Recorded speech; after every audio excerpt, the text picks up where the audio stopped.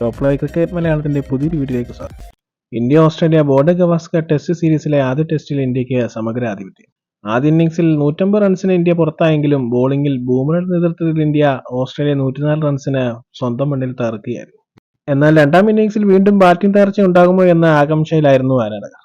ഒരു തകരുന്ന ഇന്നിംഗ്സ് ലക്ഷ്യം വെച്ച ഓസ്ട്രേലിയ ഇന്ത്യ സമഗ്രമായി നേരിടുന്ന കാഴ്ചയാണ് പെർത്ത് സ്റ്റേഡിയത്തിൽ കാണാൻ കഴിഞ്ഞത്. ആദ്യ ഇന്നിംഗ്സുകളിൽ ബോളർമാരുടെ തകർപ്പൻ പ്രകടനങ്ങളാണ് കാണാൻ കഴിഞ്ഞത്. എന്നാൽ രണ്ടാം ഇന്നിംഗ്സിൽ ഓസ്ട്രേലിയൻ ബോളർമാരെ ഒരു തരത്തിലും വിക്കറ്റ് നൽകാതെ ഇന്ത്യ മികച്ച രീതിയിലാണ് ബാറ്റിംഗ് കാഴ്ചവെച്ചത്. കളി അവസാനിക്കുമ്പോൾ ഇന്ത്യ വിക്കറ്റ് നഷ്ടപ്പെടാതെ 172 റൺസ് എടുത്തിട്ടുണ്ട്. 46 റൺസിന്റെ ലീഡ് ഉൾപ്പെടെ 218 റൺസാണ് ഇന്ത്യക്ക് ഇപ്പോൾ നിലവിലുള്ളത്. ഓപ്പണറായ KL രാഹുൽ 62ഉം യശസ്വി ജയ്സ്വാൾ 90 റൺസും എടുത്ത് ക്രീസിലുണ്ട്.